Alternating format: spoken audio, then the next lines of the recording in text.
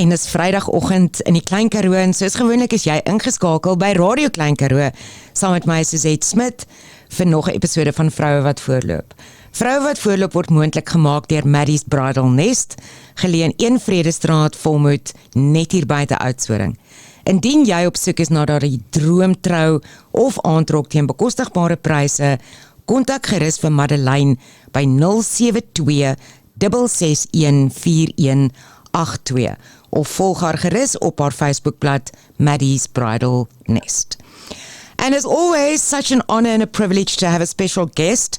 And this morning we have once again a remarkable woman whom we interviewed in 2022. And we've got her on the line all the way from Portugal. Bom dia, Angelique. Bom dia, Suezette. I'm very impressed with your Portuguese greeting. Thank you so much.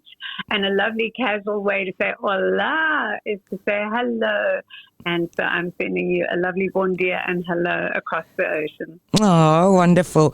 And we're sitting in the studio this side, so we're looking at screens and microphones. And share with us, what is your view? If you look up, what do you see? So I'm in a beautiful little historical village called Sintra that has got the amazing history of royalty. And literally 600 meters above me on the mountain where this little villa is the castle of the Moors. And then the most iconic picture that you see on every picture in Portugal, and that is called Palácio de Penha, which is a castle that was built for a queen, and probably amongst the most visited castles here in this region. But as I look out, I'm looking out over the gorgeous historical centre of Sintra with this beautiful light rain, which is typical of this area. It's a very Mediterranean climate. And yet it's not cold. It's just a beautiful, beautiful day. Oh, wonderful, wonderful. Well, we in Oudtshoorn, this side, are experiencing 43, 45 degrees, so we're full summer. Oh my goodness, that is, I can't even imagine that sort of temperature. Angelique, for our listeners, since our last interview in 2022, your life made a huge turn. And I think that's indeed going to be the core of my interview with you this morning. But for our listeners who does not know Angelique Du Toit, I think you are well known in South Africa, definitely, and internationally. She's an international businesswoman, international speaker, mentor. She's a coach, author of several books. She's a podcaster, and you can also follow her on a website, which is angeliquedutoit.co.za. But Angelique, you know, if you look at your story, it all began with a young girl who left school at 14 and found a way to earn a living and survive. And hard work, courage and determination, and specifically standing on the shoulders of those who cared enough, opened up opportunities in the world of business and personal growth and development for you. You've lived in poverty and prosperity and have first-hand knowledge of the abundant life we were all born to access, despite some of life's harshest challenges that may come our way. And just to refer back to our previous interview and those who follow you on social media, your life in the past 3 to 4 years changed dramatically. But this time, through the grace of God, it also opened new doors for you. And that's what I want to speak about today, because you so profoundly said earlier this year that 2024 is the year of the door. And you are testimony of new experiences and crossovers to brighter horizons, to walk forward in peace and joy. And everyone who knows you, Angelique, has that wish for you: peace, happiness, and joy. So I think my questions this morning is going to resolve around love first, and hope and faith. But Angelique, I want to take you back to that 8-year-old girl, a little girl that one evening wrote a prayer and you stick it next to your bed. And if you had that little Angelique on your lap this morning, what would you tell her? Wow, that's such a thought-provoking question, Suezette, because we look back over our lives and we look at the journey that each of us have been on, and life is a very remarkable gift because, it is full of mountaintops and valleys. And when I cast my mind back to what was going on in our environment when I was 8 years old, and many of the darker emotions that I felt as a child because of lots of fear and lots of instability in our home, I would remember the words of my dear mother, who always used to say, "Never give up, Angelique, never give up. It doesn't matter how hard things get, you have to learn to cope." I would also remind myself of, again, her words to just keep putting one foot in front of the other. As I've gone through the shade and light of life, I realize how important it is to take time to breathe and to rest. And I think for most of our lives, we hastily move through life. We rush through life. And now looking back, I would say it's so important to take time for yourself and take time to refocus and reframe. But also don't settle for too long. You have to keep walking because movement creates life. And one of my pastors always says, a new song creates new movement. And so it's almost about moving and singing along as you go. You have to find your own joy in the midst of all of the things that take place in this thing we call life. And, the ultimate lack of movement is death. So I think I'm very mindful of the fact that movement is very much associated with life. And I believe that that's where many of us get stuck, is we forget to move. And I often think back on those words, just keep putting one foot in front of the other. If I look back at that 8-year-old and I see how insecure, how lacking in confidence she grew up to be as a teenager, perhaps even as a young adult, I would say that confidence, I had to learn, is not a feeling. But confidence is a decision you have to make. And sometimes you'll be quaking in your shoes, but once you decide, well, I have to face this situation, or I have to take this opportunity head on, and I need to do it confidently, then somehow confidence has a way of taking root and growing on the inside of you. And then it flourishes in itself. So I believe that, even where you've had areas in your life where you have felt less than confident, it's really time now for all of us to say, you know what, confidence is something that I can choose to walk in. And particularly in my life, I would say why? Because the most important factor for me was pursuing a relationship with God. Once I realized that I was accepted by his son, that he gave his life for me to have a different life, and that I could flourish because I was a child of the Most High God. And it really was about choosing to live with Christ at my center, or as my center, and that gave me all the confidence, that I needed to go through life. So I didn't know that reality until 21. So between 8 and 21, it was quite a journey.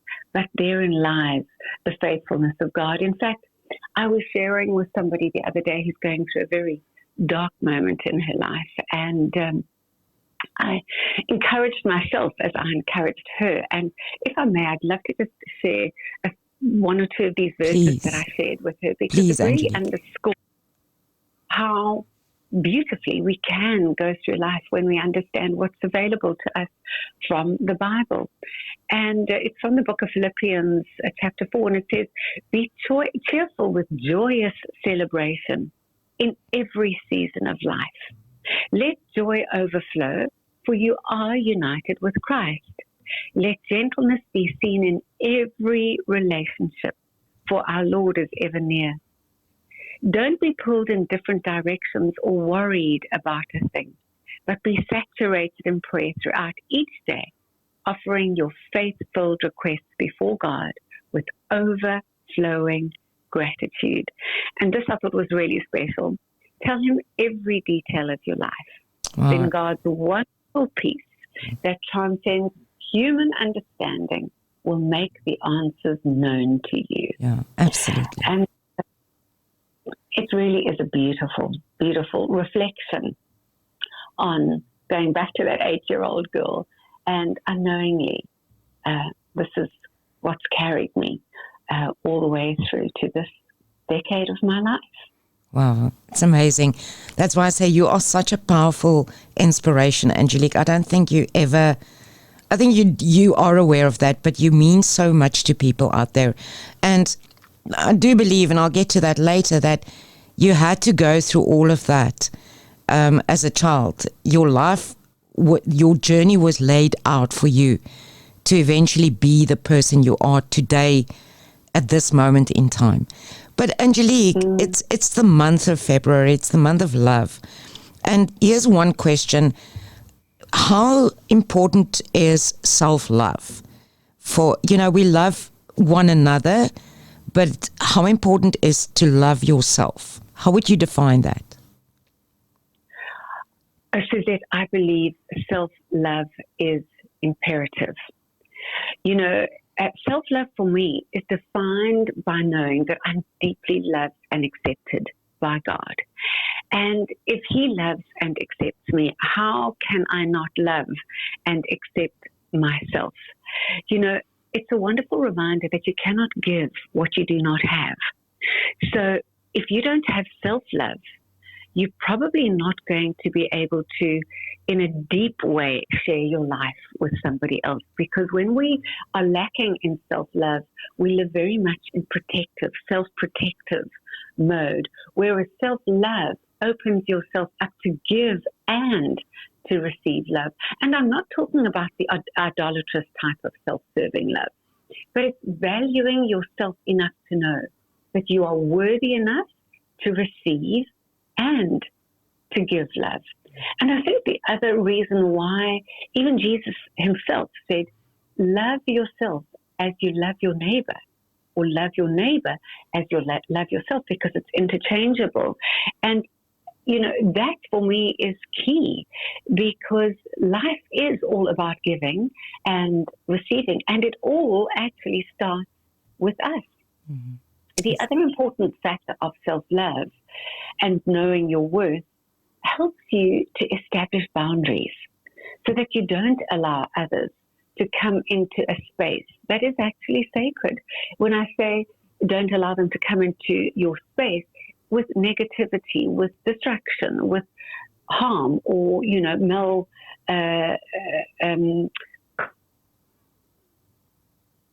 so that they don't to destroy that very self-love that you have. And so to me, boundaries and self-love is a powerful combination. And often people get hurt in situations, and hurt is part of life, but they seem to believe that they deserve that type of behavior from somebody else because they don't actually have self-love. So when you practice self-love, which is taking care of the one life that you've been blessed with, self-love becomes a paramount practice every day, because you know that in order to give the best of yourself, you need to take care of yourself. And then ultimately, that life that God has given us is a gift that we have the privilege of giving back to Him because of the self-love that we have shown ourselves. Mm. So, to honor yourself rightly is to ultimately give honor back to God. So self-love for me is a God thing. I can't put it any other way. Yeah, I don't think. Definitely is, Angelique. It definitely is. And I think it's something that many people need to learn, is to accept who you are and to love yourself unconditionally. Angelique. Sorry, Suezette, it doesn't mean to say we don't have to make changes and that we don't have to keep continually being in the process of transformation. But I don't think we need to get to self-hate for change to take place. It's about continually saying, how can I improve myself more for the God that I serve?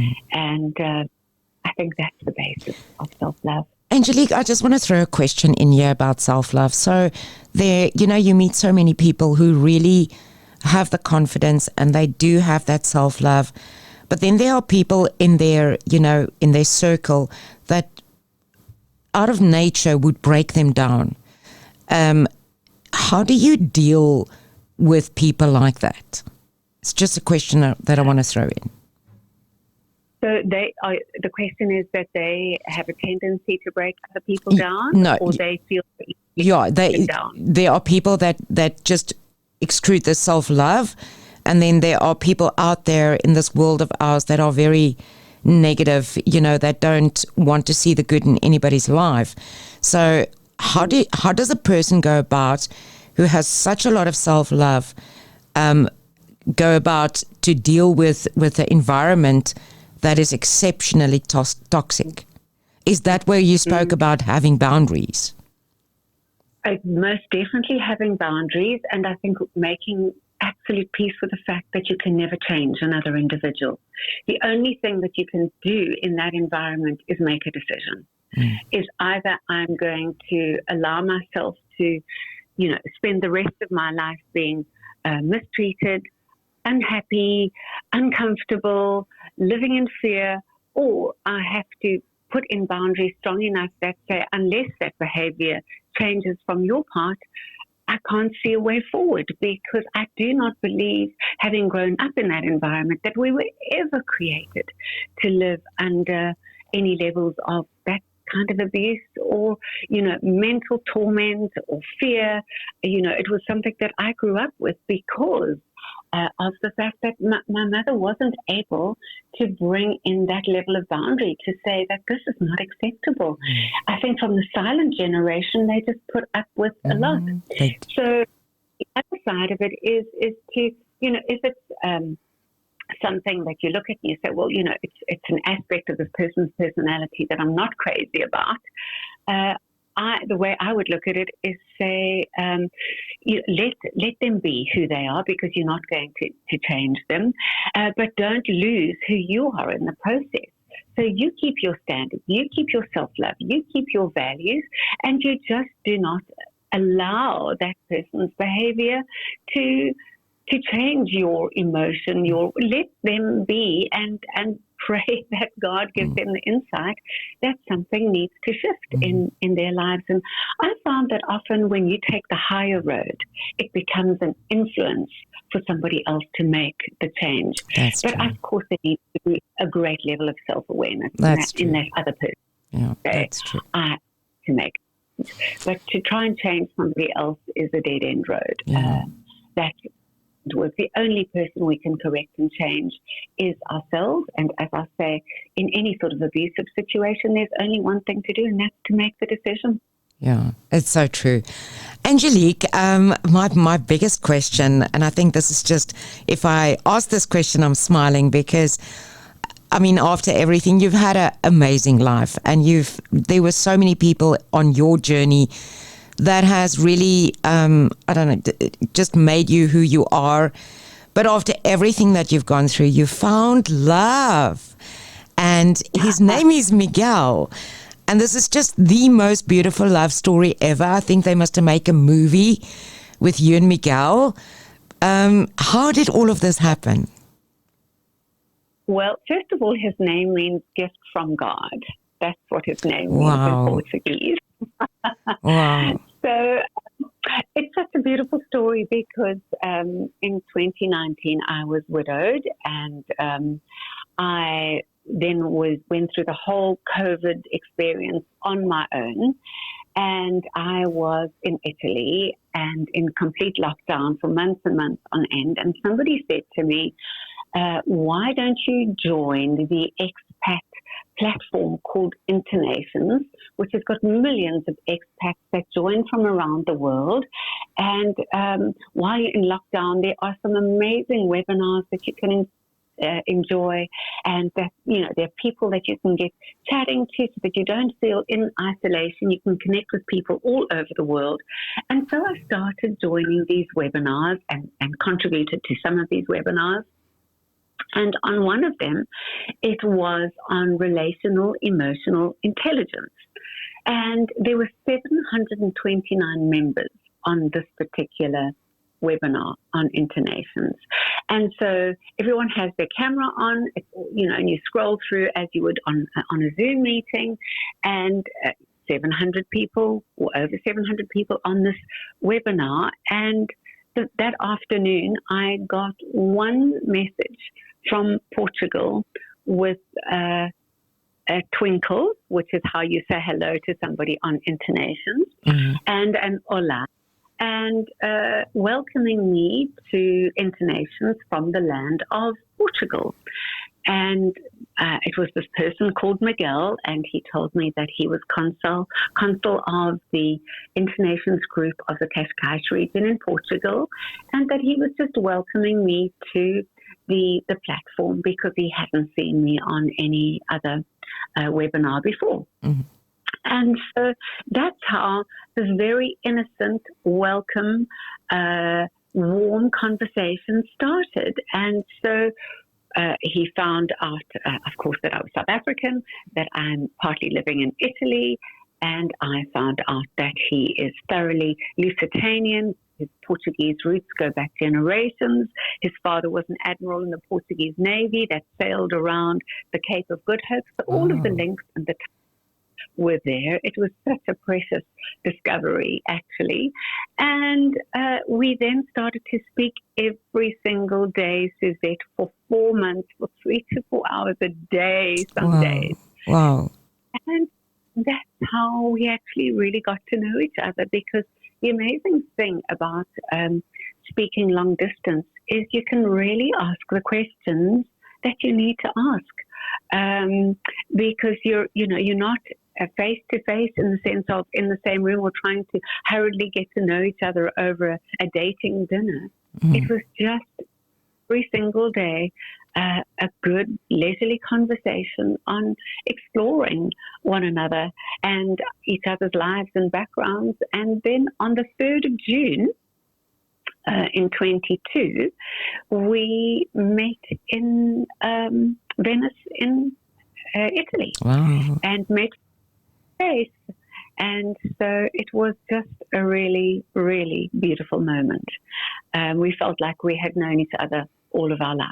Wow. And so that was really, really special at time. And the relationship, of course, has just developed from there. That on the 27th of September, which was my birthday last year, Miguel proposed to me 2,200 meters up on the most spectacular mountain on the island of Madeira. And his nickname is Miliano, which means eagle. And the place that he proposed to me all the way up, it felt like we were in the sky, was a place called the Eagle's Nest. Oh, wow. So this is such a beautiful story. I say, they must really make a movie, a love story out of from the two of you. And question, just for interest, is Miguel, why did he? Do you think it was God that pointed him in the direction to send you that message? Have you ever asked him, why did you choose me to send a message to? Well, we have discussed this more often than I can remember, because he kept saying to me, what was it that out of 729 people, I chose to send you a welcome message? Because we knew nothing. I didn't even know he was on the on the webinar, only by name. And it was just because you know each delegate or each member gets a full list of the other members that are on the webinar, and we both truly believe it was a God moment. He's got no explanation for why he did it. And quite honestly, when the message first came through, I thought, you get a number of messages through, from the platform. And why did I respond to it? It's just one of those we believe absolutely meant to be. Just a divine moment in time. And, the more we got to know each other, the more we realized we connected in communication. We connect intellectually, we connect emotionally, we connect spiritually. Of course, there's chemistry and there's compatibility. So it's like it was just the most perfect partnered moment in time. It's an amazing story. But of course, there's a journey in getting to know somebody else, especially in the later years of your life. Yeah, it's a beautiful story. It's a beautiful love story. And Angelique, finding love at a later stage in your life, do you think it's different from finding love when you're younger? Most definitely, without question. Is it a deeper kind of love? It's deeper, but also it is more confident, because I think in your early years, you're trying to find out who you are. You're trying to discover what you want in life. You're trying to develop a career. There's so many different factors to your life. But when you find love at a later stage in your life, you're far more established and you're far more in the know of what you want for your life. And again, that whole thing of confidence comes into the mix, because you bring into the relationship more experience, the assurance of what you want. And so when we spoke to a pastor about our wedding plans, he said, well, you clearly have not needed much time to get to know each other. And I think that's the joy of getting to know somebody later in life, because you know what you're capable of bringing into a relationship. At the same time, I will say it does call for flexibility and a willingness to understand that you both are arriving at this destination in a different space and place. So, for example, Miguel was single for a long time when I met him, but I came out of a nearly 30-year marriage. Yes. So, of course, that was with different dimensions. So that calls for a lot of flexibility. And then especially added into the whole cup of blessing in this is that we both have different nationalities. We both speak different languages. We come from different cultures.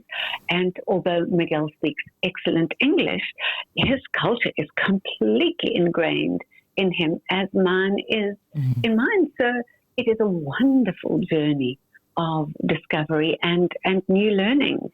So I think the real plus is meeting later in life actually makes you feel younger, but you have the added value of having so much more experience to bring to the partnership, and it also doesn't harm at all that he's younger than I am. Oh, wonderful. And yeah, I must say, Angelique, you said you turned 60 in September. And I think everybody that knows Angelique for all these years, you don't look 1 year older than 40. And there's a different glow to you. I've said that to you. There's a different glow. And once again, I see that glow also as God's hand in your life. And it brings me, before the music break, it brings me back to that 8-year-old girl, little Angelique in her room. If you could have known what God had in store for you, you would have just taken one step and another step and another step. Angelique, it's time for music, and then I want to speak about another little small love in your life. But you've chosen Then Came You from Brett James. Is this song for Miguel? Yes, I would say it's mutually for each other, because he was waiting for one day to meet his dream woman and didn't think it would ever happen. And I didn't know that I was even looking for somebody else. But then we came across each other's lives at a perfect moment in time. Oh, let's listen to Then Came You from Brett James. And that was Then Came You by Brett James. And we've got the amazing honor and privilege to speak to Angelique, the well-known Angelique Du Toit, all the way from Portugal this morning.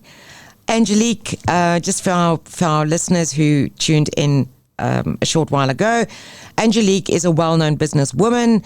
She is also an international speaker, mentor, coach, author of several books. She's a podcaster, and you can follow her on her website, which is www.angeliquedutoit.com. www.angeliquedutoit.co.za. And before the music break, we were speaking about love and taking that one step after the other, and how she met the love of her life at the moment, Miguel. And I know they're planning their marriage next year, September. Angelique, another question that I want to ask about love before I move on to a little bit of life lessons that you've learned from other women is you've got a little girl in your life which so much looks like you, Angelique. And I cannot call you a grandmother because you're too beautiful for that. So I'm going to call you a glam mum. Little Sienna, how did she change your life? And what would you want her to remember about you one day? Wow, Suzette, I have so many friends who have little grandchildren, and they say, wait until you have a grandchild. Your life will never be the same. And I used to think, I'm sure it's a wonderful experience and I'm really looking forward to it. But, oh my goodness, it is a different kind of love. And, I so take it back to something I read years ago about the different chambers that we have in our natural heart, but also in our emotional heart, the different chambers that we have in terms of the way we love the different people in our lives differently. And there is a love towards our grandchild or grandchildren that cannot be expressed. It is a depth of love that is indescribable. When you watch your own daughter birth her own child, it is otherworldly. It can only be something from the highest portals of heaven. And this little Sienna just lights up my life. She's got a sparkle in her eyes. She's got a joy. Looking at her, Suzette, makes me realize how often life stops our laughter and stops our taking joy in the little things. When I see how she entertains herself and how many times a day she laughs, and her curiosity about things, and how she's learning to speak and learning little actions, it is just sublime. I sound like a babbling grandma, but I've got to tell you, that is what a special gift children are. And I have another little one on the way, little Sebastian. Oh. He's going to be born in May, and so he's going to be a brother to Sienna. I mean, that is amazing. Truly the circle that come all the way from end to end to meet in this wonderful journey called life. It is amazing, Angelique. And also, if you look at what God takes away, but he always gives back. And he's taken away, but he's given you little Sienna, and now Sebastian's also on his way. And Miguel. Yes. I'm a privileged. You are very, very blessed. Very blessed. Angelique, that's the part of love, and I'm so happy for your journey and that you found love and that your life is just so joyous. But being a businesswoman and having traveled the world, there was a story that you once told an interviewer, which I absolutely loved. And I want you to share it with our listeners. It's a very powerful story about a businesswoman you saw in America at a conference, and where she shared 3 things. And, if you add that to love, but also if you add that to hope and believe and just confidence, it interconnects quite well. Will you share it with us? Of course. We had gone to this conference in America and expecting it to be fully direct selling, business related. And she was the keynote speaker. And she came on stage, this very unassuming woman, and shared her life story with us. And, there were 1,000 executives in the room. And I don't think there was a dry eye in the room, as she just shared very openly and very vulnerably about her story.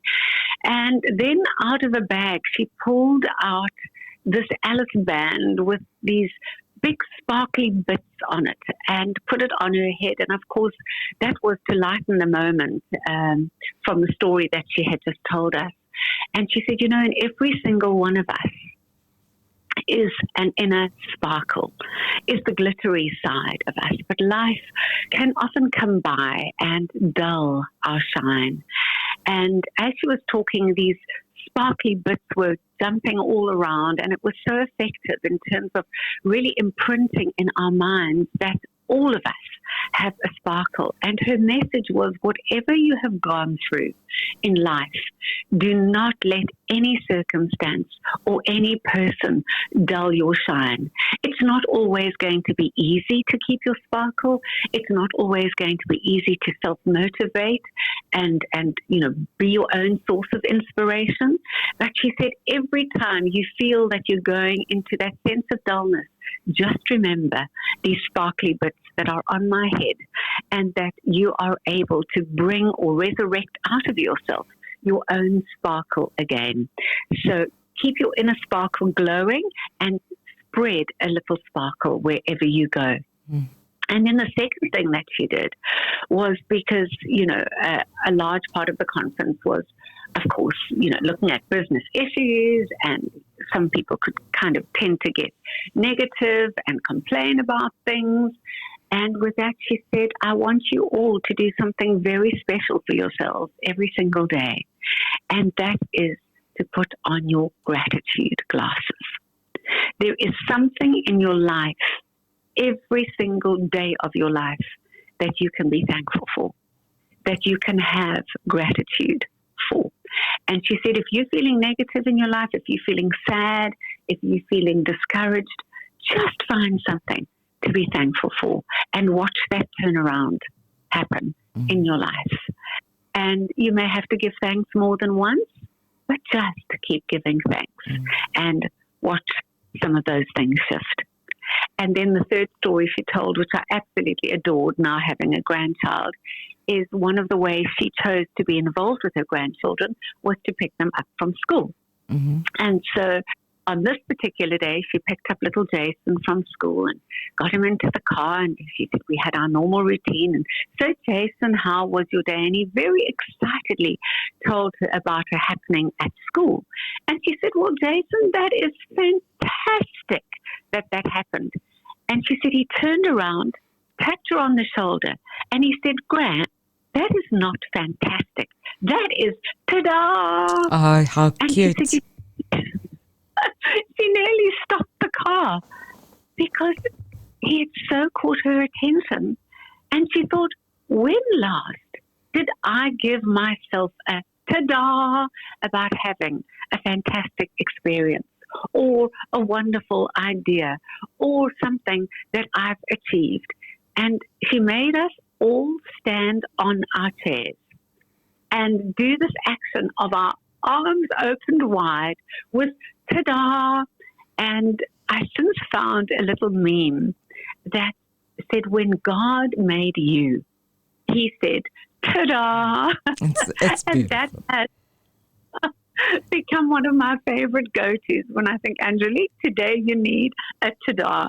So celebrate everything you can when you can is really the inner message of that. It takes a conscious choice, Suezette, to pull ourselves out of negativity and sometimes fear, which was, a companion of mine for a long time.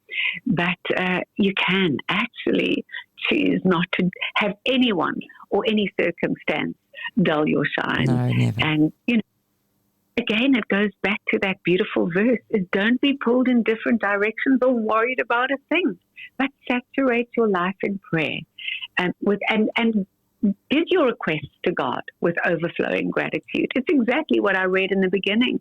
And tell him every detail of your life. Lord, today I need a ta-da. And then God's wonderful peace that transcends human understanding will make answers known to you. So true. Angelique, I know that you also, you once spoke about asking God, give me a clue. So here's my question. Have you ever had a day where you prayed longer, deeper, and then there was a moment during the day when you realized God gave me a tada and God gave me a clue. Have you had those days? I think too many to mention, Suzette. You know, God is so faithful. He really does sparkle our pathway with little clues along the way. I just had a recent incident in going back to South Africa where, as part of my application for my Portuguese permanent residence, I needed to hand my passport in. And one of the notifications that I was given was that it could be a quick fix. And it just so happened, one circumstance after the other, which would have appeared to be most frustrating, that said to me, I actually need to apply for a second passport, which took much longer than I thought would take. But in the long run, it actually protected me because I would not have been able to have come back to Portugal for a very important event that I had I not have had two passports. So there, in all of the frustration, God knew what he was doing. I couldn't see it at that moment in time, but he could. And so sometimes, even in the midst of what seems to be working against us, we have to trust that God works all things together for good. And that new passport and going to another country saves me a whole lot of drama. Had I traveling on the other passport, which, you know, the detail is too technical to go into, but God knows the end from the beginning. So we pray about a situation. Sometimes it can seem that a tidal wave comes against us. And yet when we look back, like Moses, the Red Sea is parted, the enemy has been moved out of the way, and we get to the promised land. It's very true, very true. And I believe that we should live and walk in faith every single day. And Angelique, before our next music break, is just to sum it up, is just be the love that, you know, it's almost like if God was walking next to you every single day, how would he want you to speak to others? What kind of person would he want you to be? And that's a question we need to ask ourselves. And then to everybody out there that might have lost a little bit of hope, is find something daily to be grateful for. Remember, there is a little sparkle inside of you. And then just every now and again, stand on a chair and say, ta-da. Angelique, I think your next song is, I would like to dedicate it to every person out there today that might be going through a difficult time. You chose You're Gonna Be Okay from Jen Johnson, and these words are so powerful. En ons is terug hier by Vroue wat Voorloop, is Vrydagoggend in die Klein Karoo, en ons gesels te lekker met Angelique Du Toit, al die pad van Portugal af. Vroue wat Voorloop word moontlik gemaak deur Maddie's Bridal Nest, geleë 1 Vredestraat, Volmoed, net hier buite Oudtshoorn. Indien jy op soek is na daardie droomtrou of aantrok teen bekostigbare pryse, kontak gerus vir Madeleine by 072 661 4182. Baie dankie Madeleine dat jy elke week Vroue wat Voorloop is moontlik maak. Ons waardeer jou. And then obviously a woman that's just taking the lead in the world and wherever she goes. Our guest this morning, Angelique Du Toit. Angelique, we've spoken about love. We've spoken about, valuable lessons that you've learned from other women. So I just want to come back to Angelique. What is in the pipeline? What lies ahead? What is something new that you're working on? I think you mentioned something about a new book. Yes, so I am working on a book that covers the 6 decades of my life. So the key learnings, the key lessons, the things that have really contributed to making life workable, life enjoyable. It's a book that I would love for my children and grandchildren and future generations to read, to say, okay, perhaps if I applied some of these things as part of my life, I could create a new pathway. So I'm giving a lot of thought to this book, really digging deep back into my own life and asking myself, what really formed me to be the woman that I am today. And then it's going to cover many of the topics that you're actually talking about in this interview, you know, from practical, spiritual to relational. So it really covers every aspect of life. I'm very excited about this concept, which I think you'll see on the cover when it is actually launched. And then some time back, I trademarked a brand name called Evangel, Yes. which is from my name, which is the evangelist or the bearer of good news.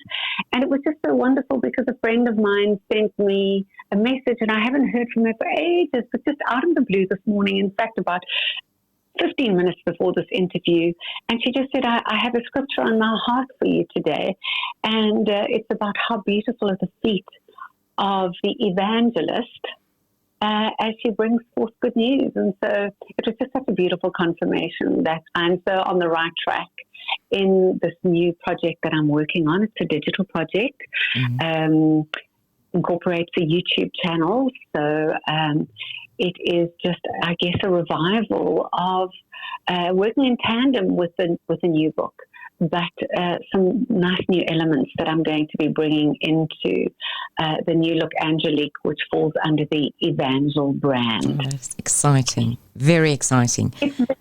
And I think, Angelique, just also, I know that you're a mentor, you're a coach, and that is the services that you render to people as well.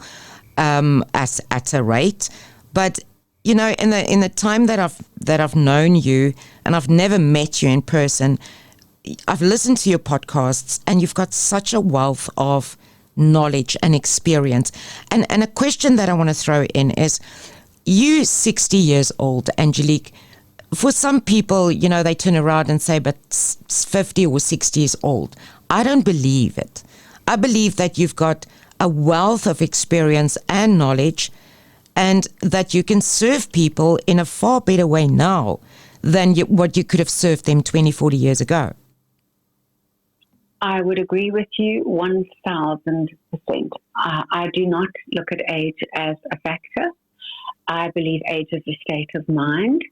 I believe the beauty of age brings with it experience, but we don't need to be old in our mindset. And we don't need to be old in, you know, be instructed by the years that we have lived and Yes. say, well, because I can't exercise anymore, I can't do this, I should be careful of that. Absolutely not. On the contrary, I believe that we should be building muscle. We should be increasing our protein intake. We should be doing all of those things that are going to give us the longevity, because if we're reading the current research, we could be living till 100, 110, 120, which means that at 60, you're only halfway. And this structure, this body, this mind has to carry you through for the next 3, 4, 5 decades of one's life. So we don't even have the wiggle room to talk about age at 60. So for me, age is definitely a state of mind. It absolutely floors me when I hear people who are 50 talking about being old. Yes. I can't relate to it at all. No, me neither. Angelique, and whilst we're talking about age, I think every woman that has met you, including myself, you are just unbelievably beautiful and so well groomed. You always look beautiful. What is your secret? Is it just is it who you are? Are there certain things that you do? Because I've never ever seen a photo of you that you're not beautiful. Thanks, Suezette. That's an amazing compliment. But I do sincerely believe that beauty first comes from within. You know, you can put everything you want on the outside and look attractive, but I think real beauty starts from within. The inner beauty enhances the attributes of a woman. You know, you look at a woman's eyes, and when there's beauty within, they shine, they sparkle. And I think that inner beauty presented outwardly is what makes a woman beautiful. But you also have to be quite vulnerable to allow beauty to shine through. I do believe that inner beauty does come from having a transparent, honest relationship with yourself and with God, acknowledging that He made me in the first place, so He knows everything about me anyway, and therefore I can just be free to be me. And that is what creates, I believe, that inner beauty. And when you know that you're loved and accepted by God, and you are making the best decisions that you know that you can make with the information that you have. I mean, that's all we've got to work with, right? If we can only work with what we know. But as the saying goes, a good conscience makes a soft pillow, and of course good sleep also aids in helping you be more restful, therefore more beautiful. It's all of these things work together. I don't believe that it's one thing in isolation. So if I have to link up to inner beauty, I would say things like keeping a clear conscience, releasing those who have offended you by forgiving them, choosing to rise above the things that sometimes feel like they're designed to stress us out, or things that we worry about, even subconsciously. I think we need to bring those into the light. And, working with those things within also helps you become an expresser of greater beauty. I believe that peace of mind is a huge pro-aging strategy. For me, everything I do, I look at it as not necessarily anti-aging, but pro-aging. How can we proactive in the aging process, which we know is inevitable? I mean, years do make changes, but we don't have to be aged before our time. So how do we find a pro-aging strategy that works for us? And for me, it's a daily commitment. I make daily practical commitments to things that I do to be actively in the aging process. And that is, if you want me to list some of them, I can. For example, regular morning and night consistent skincare routines. I never, ever, ever go to bed with my makeup on. I always have, doesn't matter what time it is, whether I'm on a flight, I always make sure that I have that consistent skincare routine.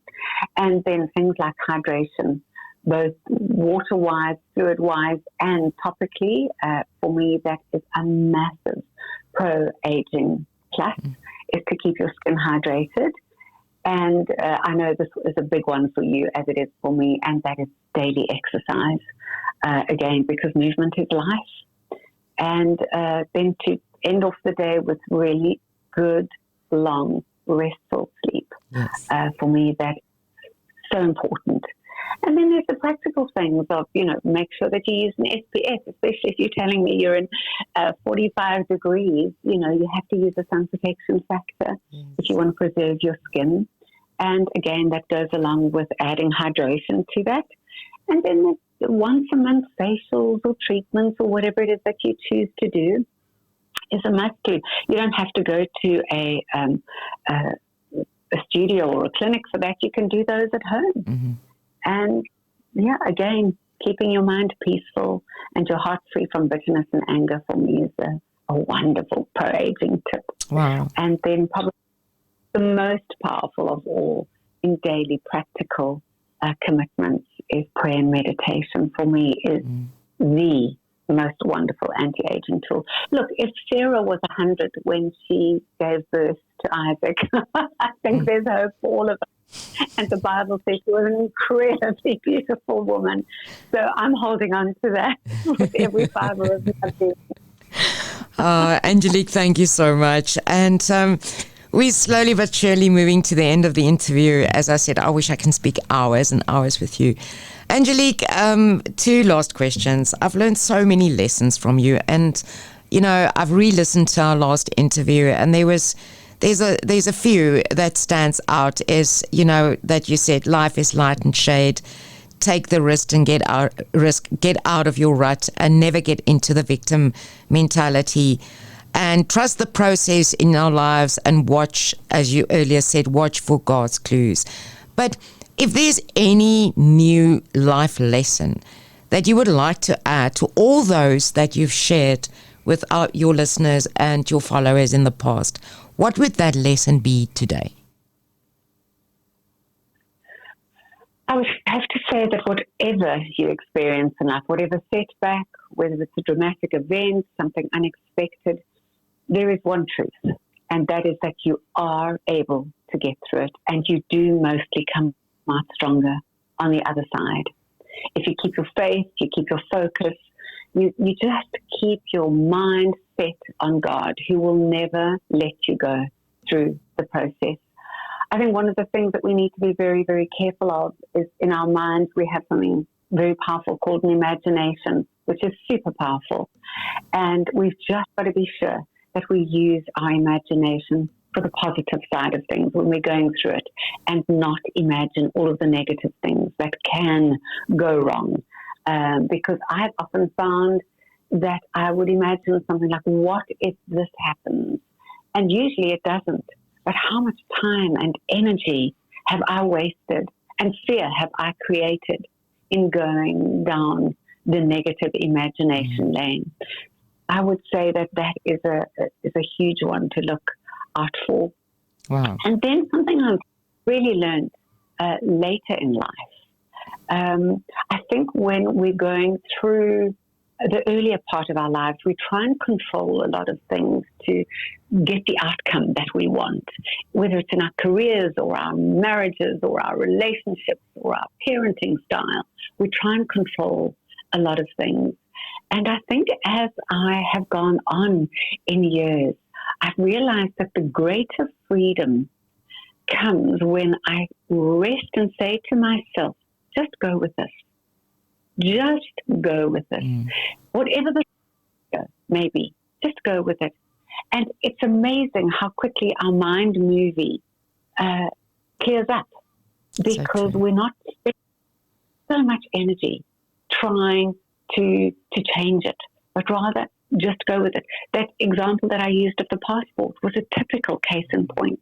I was so frustrated that I couldn't use my passport that I had. But I said to myself, just go with this.